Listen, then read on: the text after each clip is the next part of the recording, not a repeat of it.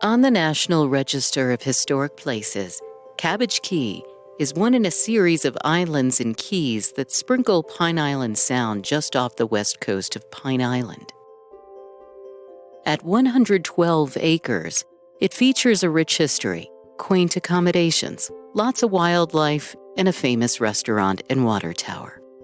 It was first inhabited by the Calusa, an ancient indigenous people. Then it became a fish camp established by Cubans much later in the late 1700s. By the early 1900s, there were a few name changes to the island, but ultimately Cabbage Key stuck, and in 1936 the Reinhardts purchased the island and built what is currently on the island. What is now a restaurant was their home. The Reinhardts also built docks, 2 additional cottages, a powerhouse, and a water tower. The water tower is 41 steps up to an observation deck that holds the tank. They also built a playhouse for their children. It's now called the Dollhouse Cottage, which is one of the many accommodations you can rent on Cabbage Key. In 1944, the Stultzes purchased the island for $25,000, and they converted the estate into an inn that could accommodate up to 25 guests.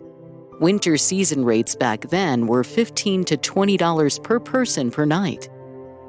By 1971, the Becks purchased Cabbage Key for $225,000, and they were the ones who started the Dollar Bill Bar.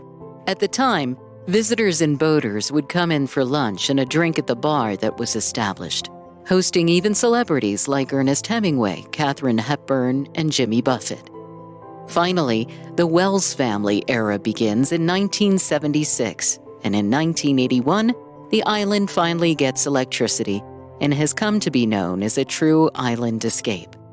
To this day, the Wells family owns and runs both Cabbage Key and Tarpon Lodge and Restaurant on nearby Pine Island, a small family business dream that certainly showcases 2 old historic Florida gems.